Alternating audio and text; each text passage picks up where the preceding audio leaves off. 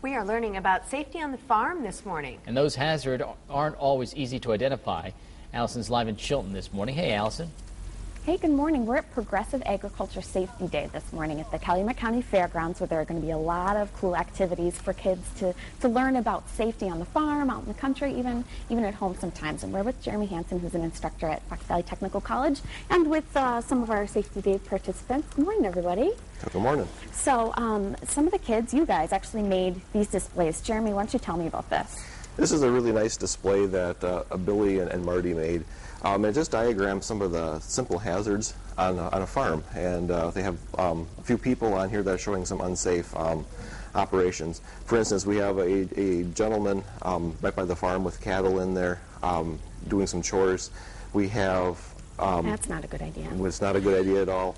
We have some people being unsafe on a tractor and on some equipment, maybe not using the proper safety devices that the equipment came with.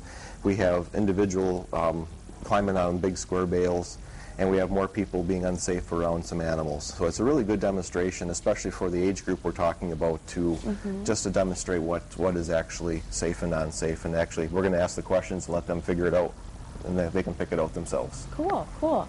And tell me about this. This is a nice demonstration of how grain actually flows. And so what we do is we have a gravity box, and the grain's actually going to flow out by gravity. And you look at the gentleman in there and how he's going to be sucked down as the grain empties out of the bin. Right. And we'll stop it right here, and look at right now, this person is actually trapped in there.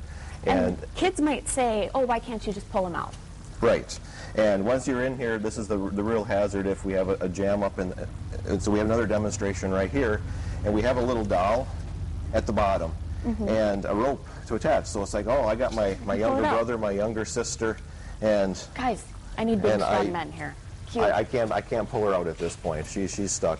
So the real hazard that we demonstrate is not actually getting out or not. It's actually being suffocated and crushed by the grain. Okay, so definitely some dangers out there. Yes, absolutely.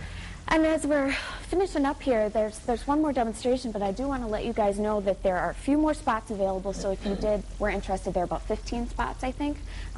If you want to get here before 7:30, if you're interested, they still have some spots. What is this? This is a demonstration of a power takeoff shaft. This is a shaft that hooks onto a tractor and hooks onto a piece of equipment.